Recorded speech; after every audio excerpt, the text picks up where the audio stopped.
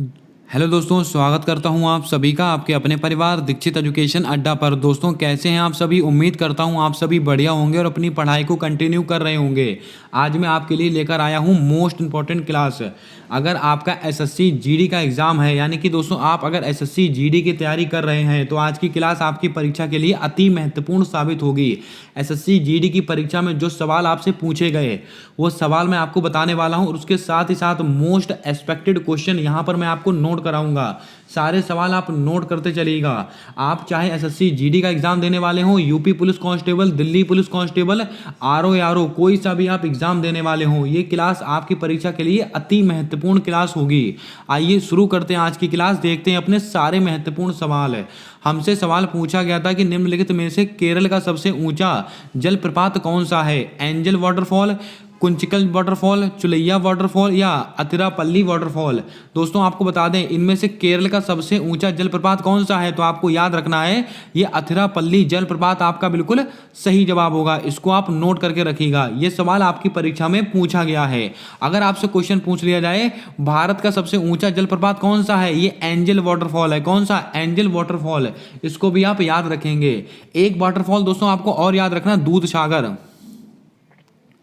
दूध सागर ये दोस्तों वाटरफॉल कहां पर स्थित है, तो दोस्तों आपको याद रखना ये दूध सागर वाटरफॉल है गोवा में। कहां पर? गोवा में स्थित है। इसको भी आप नोट करें, परीक्षा में सवाल कई बार आया हुआ है। आइए चलते हैं अगले क्वेश्चन की ओर। अगला क्वेश्चन पूछा गया कि संविधान की आत्मा का दर्जा किस अनुच्छेद को दिया गया है? अनुच्छेद 32, अनुच्छेद 44, अनुच्छेद 76, अनुच्छेद 226 है। दोस्तों आपको बता दें अनुच्छेद 32 को संविधान की आत्मा कहा गया है, तो आपका राइट आंसर क्या होगा? अनुच्छेद 32 है। अब आपको याद होगा अनुच्छेद 32 से लेकर 35 इसके मध्य में दोस्तों किसका उल्लेख किया गया है? संवैधानिक उपचारों का अधिकार। संवैधानिक उपचारों का अधिकार कौन से आर्टिकल में? आर्टिकल 32 से 35 के बीच में है। और दोस्तों डॉक्टर भीमराव अंबेडकर ने आर्टिकल 32 को संविधान की आत्मा कहा है। इतनी बात आपको याद रखनी है। अगर आपसे दोस्तों क्वेश्चन पूछा जाए और आर्टिकल 44 ये किससे संबंधित है? समान नागरिक संहिता, समान सिविल कोड से संबंधित है आर्टिकल 44 है। अगला क्वेश्चन आर्टिकल 76 हमारी परीक्षा के लिए मोस्ट इंपॉर्टेंट आर्टिकल है। ये दोस्तों भारत के महान्यायवादी से संबंधित है। न्यायवादी, भारत के महान्यायवादी से संबंधित आर्टिकल कौन सा है? Article number 76। और वर्तमान में भारत के महान्यायवादी कौन है? आर वेंकट रमणी। अगर दोस्तों आपसे क्वेश्चन पूछा जाए ये भारत के महान्यायवादी किसके प्रसाद पर्यंत कार्य करते हैं? राष्ट्रपति के प्रसाद पर्यंत कार्य करते हैं। महान्यायवादी की जो नियुक्ति होती है वो राष्ट्रपति के द्वारा की जाती है। और दोस्तों राष्ट्रपति ये इनका दोस्तों कोई कार्यकाल नहीं होता है। जब तक दोस्तों राष्ट्रपति का इच्छा होती तब तक दोस्तों ये कार्य पर रहते हैं। याद रखिएगा अनुच्छेद 226 ये क्यों महत्वपूर्ण है? आपको दोस्तों याद होगा हाई कोर्ट। हाई कोर्ट का उल्लेख कौन से आर्टिकल में है? आर्टिकल 214। आर्टिकल 214 में हाई कोर्ट का उल्लेख है। और हाई कोर्ट एक अभिलेख न्यायालय है। ये बात कौन से आर्टिकल में कही गई है? आर्टिकल नंबर 215 में कही गई है। लेकिन हाई कोर्ट 6 प्रकार की रिट जारी करता है। किस आर्टिकल के तहत करता है? ये आर्टिकल 226 के तहत करता है। ये जानकारी आपको होनी चाहिए, बहुत ही महत्वपूर्ण जानकारी है। चलिए बढ़ते हैं अगले क्वेश्चन की ओर। अगला सवाल पूछा गया कि निम्नलिखित में से कुचिपुड़ी शास्त्रीय नृत्य से संबंधित हैं? तीजन बाई, रुक्मणी देवी, वेम्पति, चिन्ना सत्यम, इनमें से कोई नहीं। दोस्तों आपको बता दें कुचिपुड़ी ये दोस्तों कहाँ का क्लासिकल डांस है? ये दोस्तों आंध्र प्रदेश का क्लासिकल डांस है। और दोस्तों आपको बता दें इनसे संबंधित कौन है? वेम्पति, चिन्ना सत्यम। तो आपका बिल्कुल राइट आंसर होगा ऑप्शन नंबर सी। अब दोस्तों बात करते हैं ऑप्शन को लेकर। तीजन बाई ये दोस्तों पंडवानी नृत्य आपको याद होगा। पंडवानी लोक नृत्य दोस्तों कहाँ का है? ये छत्तीसगढ़ का है। छत्तीसगढ़। पंडवानी लोक नृत्य कहाँ का? ये छत्तीसगढ़ का है। और इसकी फेमस कलाकार कौन है? तीजन बाई इसकी फेमस कलाकार हैं। रुक्मणी देवी, अरुणडेल, इनका संबंध किससे है? तो आपको याद होगा भरतनाट्यम। भरतनाट्यम इनका संबंध किससे है? इनका संबंध है दोस्तों रुक्मणी देवी, अरुणडेल। याद रखिएगा भरतनाट्यम दोस्तों कहाँ का है? ये दोस्तों तमिलनाडु का है। कहाँ का? ये तमिलनाडु का क्लासिकल डांस है। इतनी बात आपको याद रखनी है। दोस्तों भरतनाट्यम से आपको 2 से 3 नाम और याद रखने हैं। मृणालिनी साराभाई, मल्लिका साराभाई और दोस्तों एक और है कौन सा? यामिनी कृष्णमूर्ति। इन सबका संबंध किससे है? इन सबका संबंध है भरतनाट्यम से। चलिए बढ़ते हैं अगले क्वेश्चन की ओर। अगला क्वेश्चन हमसे पूछा गया कि पंडित बिरजू महाराज का संबंध निम्नलिखित में से किस नृत्य से है? तो आपको याद रखना है पंडित बिरजू महाराज, इनका संबंध है कथक से। कहां से? कथक से। तो आपका राइट आंसर होगा कथक। और कथक दोस्तों कहां का क्लासिकल, कहां का दोस्तों ये है? उत्तर भारत का। उत्तर भारत, उत्तर भारत का दोस्तों शास्त्रीय नृत्य कौन सा है? ये कथक। और पंडित बिरजू महाराज कथक से संबंधित हैं। मोहिनी अट्टम दोस्तों, मोहिनी अट्टम से दोस्तों आपको याद होगा कल्याणी अम्मा, मोस्ट फेमस नाम है ये, कल्याणी अम्मा। कल्याणी अम्मा, इनका संबंध किससे है? मोहिनी अट्टम से है। भरतनाट्यम से दोस्तों मैंने अभी आपको बताया था। चलिए बढ़ते हैं अगले क्वेश्चन की ओर। अगला क्वेश्चन पूछा गया है कि निम्नलिखित में से श्वेत क्रांति किससे संबंधित है? नदी जोड़ो परियोजना, दुग्ध उत्पादन, मछली उत्पादन, मधुमक्खी पालन। दोस्तों आपको बता दें श्वेत क्रांति ये दोस्तों किससे संबंधित है? दुग्ध उत्पादन से संबंधित है। तो आपका राइट आंसर क्या होगा? ऑप्शन नंबर बी आपका बिल्कुल सही जवाब हो जाएगा। अब दोस्तों आपको याद होगा इसको ऑपरेशन फ्लड भी कहते हैं। ऑपरेशन फ्लड, ऑपरेशन फ्लड किसको कहा जाता है? ये दोस्तों दुग्ध उत्पादन से संबंधित है। इसके अलावा दोस्तों आपको याद होगा मछली उत्पादन, इसके क्या कहते हैं? पिसीकल्चर। पिसीकल्चर, पिसीकल्चर, इसका संबंध किससे? मछली पालन। मधुमक्खी पालन दोस्तों एपीकल्चर। एपीकल्चर, इसका संबंध किससे? मधुमक्खी पालन है। दोस्तों नदी जोड़ो परियोजना किससे संबंधित है? जल्दी से बताएं कमेंट कर कर। इसका जवाब आपको कमेंट कर कर बताना है। क्लास को अगर आप पहली बार देख रहे हो तो क्लास को लाइक कर देना। चैनल पर पहली बार आए हो तो चैनल को सब्सक्राइब कर कर बेल वाला आइकन ध्यान से दबा लेना, ताकि आने वाली क्लासेस के अपडेट्स आप तक आसानी से पहुंचते रहें। सारे सवाल आपके एसएससी जीडी की परीक्षा में पूछे गए सवाल हैं, और जो एक्सपेक्टेड क्वेश्चन बन सकते हैं सारे क्वेश्चंस मैं आपको यहां पर बताते चल रहा हूं। क्लास मिस मत कीजिएगा, 100% 15 से 20 नंबर आपको दिलाने वाली क्लास होगी। चलिए बढ़ते हैं अगले क्वेश्चन की ओर। अगला क्वेश्चन पूछा गया है कि स्किल इंडिया मिशन कब लॉन्च किया गया था? 22 जनवरी 2015, 19 फरवरी 2015, 15 जुलाई 2015, 1 मई 2016। दोस्तों बच्चा याद तो कर लेता कि 2015 में लॉन्च किया गया है, लेकिन दोस्तों पूरी डेट आपको याद रखनी है। 15 जुलाई 2015 को दोस्तों स्किल इंडिया मिशन इसकी शुरुआत की गई थी, इसको लॉन्च किया गया था। अब बात करते हैं दोस्तों ऑप्शंस को लेकर। 1 मई 2016 इसको क्या हुआ था? तो याद कीजिएगा उज्ज्वला योजना। उज्ज्वला योजना ये कब शुरू हुई थी? ये दोस्तों 1 मई 2016 से शुरू हुई थी। कहां से? बलिया उत्तर प्रदेश से। बलिया उत्तर प्रदेश से शुरू हुई थी उज्ज्वला योजना। और उज्ज्वला 2.0 यानी उज्ज्वला योजना उसका दूसरा संस्करण ये दोस्तों कब शुरू हुआ था? आई थिंक ये 20 अगस्त, ये अगस्त 2021 में दोस्तों ये प्रारंभ हुई थी। इसको आप अपने आप से एक बार रीचेक जरूर कर लेंगे इसको, इस डेट को। अगला दोस्तों फैक्ट है हमारा 19 फरवरी 2015। इसको क्या हुआ था? स्वस्थ मृदा हेल्थ कार्ड ये दोस्तों कब बने थे? 19 फरवरी 2015। इसको भी आप याद रखें। 22 जनवरी 2015 इसको क्या हुआ था? बेटी बचाओ बेटी पढ़ाओ योजना। कहाँ की है? हरियाणा की योजना है। इतनी बात आपको याद रखनी है। अब दोस्तों आपको याद होगा स्वच्छ इंडिया मिशन, इसकी शुरुआत कब हुई थी? 2 अक्टूबर 2014 को हुई थी। ये बात आपको नोट करनी है। अगला क्वेश्चन है, यूरोप का खेल का मैदान किसको कहा जाता है? Cuba, Switzerland, Germany, New York.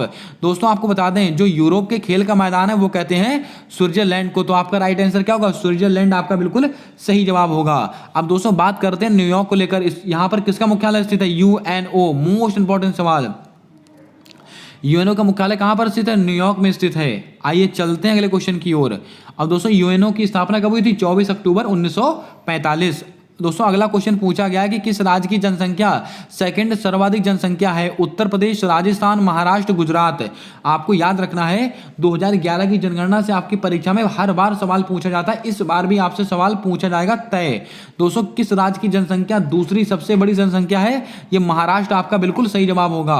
और पहले स्थान पे अपना उत्तर प्रदेश है, जहां पर लगभग 24 करोड़ की पॉपुलेशन है वर्तमान समय में। दूसरे स्थान पर कौन है? ये महाराष्ट्र। अब दोस्तों महाराष्ट्र की बात आई है तो महाराष्ट्र स्टैटिक जीके के 2 से 4 सवाल मैं आपको बताता हूं, जैसे कि लावणी और तमाशा। लावणी और तमाशा ये दोस्तों कहां का दोस्तों कहां के त्योहार हैं? ये महाराष्ट्र के हैं। और दोस्तों काला घोड़ा कला महोत्सव, काला घोड़ा कला महोत्सव काला घोड़ा कला महोत्सव ये कहाँ का, ये भी महाराष्ट्र का है, ये बात आपको नोट करनी है। उत्तर प्रदेश के दोस्तों 1 से 2 परीक्षा में कई बार लोक नृत्य पूछे जाते हैं, कजरी, नौटंकी, चरकुला, ये सब कहाँ के हैं, उत्तर प्रदेश के। राजस्थान का दोस्तों, राजस्थान के नृत्य कई बार पूछे जाते हैं, गणगौर दोस्तों, गणगौर, और दोस्तों कौन सा, कालबेलिया, ये सब कहाँ के हैं, ये सब राजस्थान के हैं। अगला सवाल, हमारा अगला क्वेश्चन पूछा गया कि हिंदू विधवा पुनर्विवाह एक्ट किसके प्रयास से बना था? राजा राम मोहन राय, स्वामी विवेकानंद, दयानंद सरस्वती, ईश्वर चंद्र विद्यासागर। नोट करके रखिएगा, जो हिंदू विधवा पुनर्विवाह एक्ट है वो दोस्तों 1900 कब का है, 1856 ईस्वी का है। ये डेट आपको नोट करनी है। और किसके प्रयास से बना था? ये ईश्वर चंद्र विद्यासागर के प्रयास से बना था। तो आपका राइट आंसर क्या होगा? ऑप्शन नंबर डी आपका बिल्कुल सही जवाब हो जाएगा। अब हम बात करते हैं ऑप्शंस को लेकर, जो कि हमारे लिए बहुत ही महत्वपूर्ण है। राजा राम मोहन राय, आपको याद होगा 1828 में इन्होंने किसकी स्थापना की थी? ब्रह्म समाज की स्थापना की थी। किसकी? ब्रह्म समाज की स्थापना किसने की थी? राजा राम मोहन राय ने की थी 1828 में। और राजा राम मोहन राय ने 1815 में आत्मीय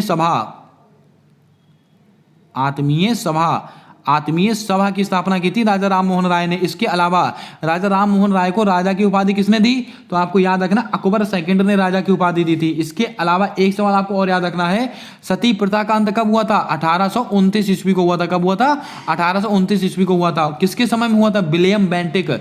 और दोस्तों किसकी सिफारिश पर हुआ था? राजा राम मोहन राय की सिफारिश पर हुआ था। आपको ऑप्शन के अकॉर्डिंग वहां पर आंसर देना है। अगर ऐसा पूछा जाए किसके समय में हुआ, तो विलियम बेंटिक। किसकी सिफारिश पर? राजा राम मोहन राय की सिफारिश पर है। स्वामी विवेकानंद, इन्होंने दोस्तों क्या किया था? राम किशन मिशन की स्थापना की थी 1897 ईस्वी में। इसको भी आप लिख लें।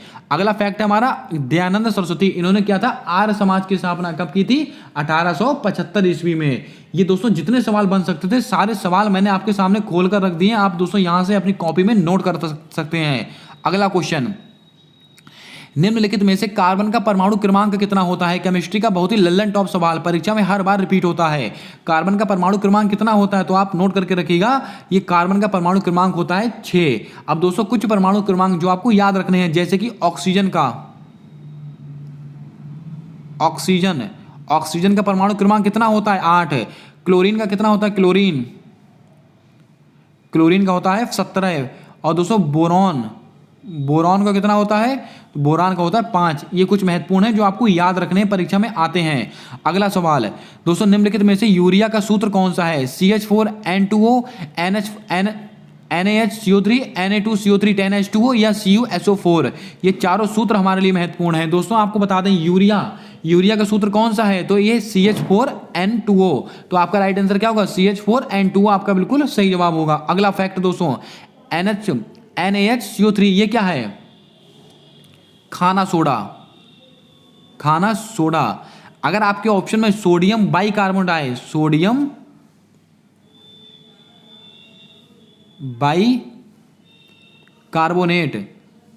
बाइकार्बोनेट, अगर आपके ऑप्शन में ऐसे लिखकर आए सोडियम बाइकार्बोनेट का सूत्र कौन सा है? तो ये यही है, NaHCO3। इसको बोलते हैं खाने का सोडा। इसको आप याद रखिएगा। ये Na2CO3 10H2O ये क्या है? ये दोस्तों धावन सोडा है। क्या है?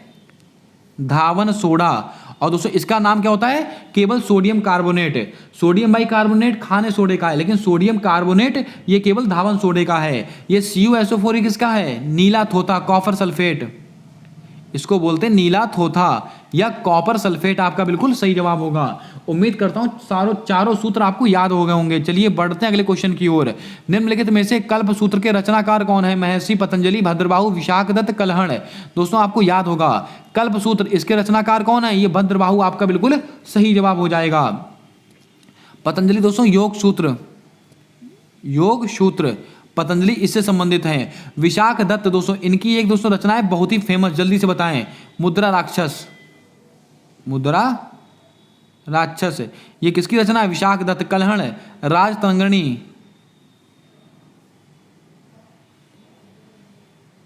राज तरंगिणी ये किसकी रचना है? कल्हण की रचना है, ये आप याद रखिएगा। अगला क्वेश्चन, फुटबॉल खेल में कुल कितने नियम होते हैं? दोस्तों कई बार परीक्षा में उसके खिलाड़ी पूछे जाते हैं, तो 11 खिलाड़ी होते हैं एक टीम के अंदर, आपको याद होगा। लेकिन दोस्तों कितने नियम होते हैं इसके अंदर? बहुत अच्छा सवाल है ये दोस्तों कुल 17 नियम होते हैं फुटबॉल खेल के अंदर। स्टैटिक जीके में दोस्तों खेल के मैदान और उसके खिलाड़ी, ये सवाल दोस्तों आपके एसएससी की परीक्षाओं में पूछे जाते हैं, पढ़कर जाइएगा। अगला सवाल, निम्नलिखित में से चुनाव आयोग से संबंधित अनुच्छेद कौन सा है? अनुच्छेद 343, अनुच्छेद 324, अनुच्छेद 360, अनुच्छेद 352 है। दोस्तों आपको बता दें, चुनाव आयोग इससे संबंधित आर्टिकल कौन सा है? आर्टिकल 324, ये आपका बिल्कुल सही जवाब होगा। और वर्तमान में चुनाव आयुक्त कौन है? तो आपको दोस्तों याद होगा राजीव कुमार है। अब दोस्तों पहले मुख्य चुनाव आयुक्त कौन थे? सुकुमार सेन। सुकुमार सेन ये पहले चुनाव आयुक्त थे। और पहली महिला कौन थी? रमा देवी। कौन थी? रमा देवी। ये दोनों फैक्ट भी आपको याद रखना है, स्टैटिक जीके में ऐसे सवाल आपसे पूछे जाते हैं। अब दोस्तों आर्टिकल 343 में क्या है?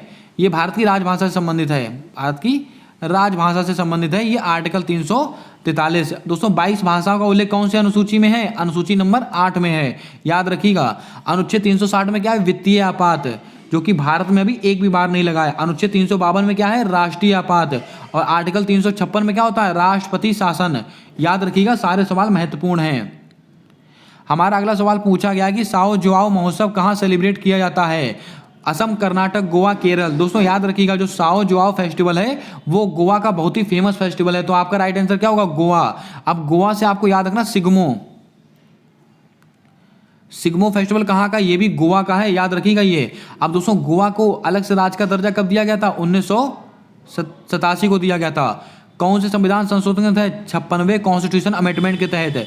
56वां संविधान संशोधन के तहत गोवा को अलग से राज्य का दर्जा दिया गया था, जो कि 1987 का है। लेकिन गोवा को हमने पुर्तगाल से आज़ाद कब कराया था? ये 1961 में गोवा को हमने पुर्तगाल से आज़ाद कराया था, ऑपरेशन विजय के तहत। इतनी जानकारी आपको गोवा से संबंध में याद रखनी है। गोवा में विधानसभा की सीटें कितनी है? 40। वर्तमान में दोस्तों इसके मुख्यमंत्री कौन है? प्रमोद सावंत। आपको याद होगा ये सब बातें। अब दोस्तों असम का कौन सा है? बिहू असम का है। इसके अलावा दोस्तों बिहू हो गया, बगरुम्बा हो गया, ये कहाँ के हैं? ये असम के हैं। अब दोस्तों असम में एक मंदिर है, बहुत ही फेमस मंदिर है, आपको दोस्तों याद होगा कामाख्या माता मंदिर कहाँ पर स्थित है? असम में स्थित है। और दोस्तों यहाँ पर एक मेला लगता है अंबुबाची का मेला, याद रखिएगा, बहुत ही फेमस फेस्टिवल है यहाँ का। और केरल में एक मंदिर है सबरीमाला मंदिर, यहाँ पर दोस्तों कौन सा? मकर बिलक्कू त्योहार होता है। ये बातें आपको नोट करनी है। कर्नाटक का यक्षगान बहुत ही फेमस दोस्तों यहाँ पर लोक नृत्य है। यक्षगान परीक्षा में कई बार पूछा जाता है। अगला सवाल, निम्नलिखित में से शुंग वंश का संस्थापक कौन था? तो दोस्तों पुष्यमित्र शुंग आपका बिल्कुल सही जवाब होगा। शुंग वंश के संस्थापक कौन है? पुष्यमित्र। अब दोस्तों बात करते हैं खिर्ज खां, ये है सैयद वंश के। सैयद वंश के संस्थापक कौन है? खिर्ज खां। सिंह विष्णु ये दोस्तों किसके? पल्लव वंश के। बिंबसार किसके? हर्यक वंश के। ये वो संस्थापक हैं जो परीक्षाओं में कई बार आते हैं। दोस्तों आपको कमेंट करके बताना है लोधी वंश का संस्थापक कौन था, इसका जवाब आपको कमेंट कर देना है। चलिए बढ़ते हैं अपने अगले क्वेश्चन की ओर। अगला क्वेश्चन पूछा गया है कि प्राण एवं दैहिक स्वतंत्रता का अधिकार का अनुच्छेद कौन सा है? अनुच्छेद 19(1)(a), अनुच्छेद 21, अनुच्छेद 21(a), अनुच्छेद 24। दोस्तों आपको बता दें, प्राण एवं दैहिक स्वतंत्रता इसका अधिकार कौन से आर्टिकल में? आर्टिकल नंबर 21 में है। तो आपका राइट आंसर क्या होगा? ऑप्शन नंबर बी आपका बिल्कुल सही जवाब हो जाएगा। अनुच्छेद 19(1)(a), मोस्ट रिपीटेड, अभिव्यक्ति की स्वतंत्रता, अभिव्यक्ति की स्वतंत्रता कौन से आर्टिकल में है? Article number 19(1)(a). आर्टिकल 21 में क्या है? निःशुल्क शिक्षा का अधिकार, 6 से 14 वर्ष के बच्चों के लिए निःशुल्क शिक्षा का अधिकार। आपको याद होगा कौन सा संविधान संशोधन है? 86वां कॉन्स्टिट्यूशन अमेंडमेंट, याद रखिएगा। कब का है ये? 2002 का है 86वां संविधान संशोधन।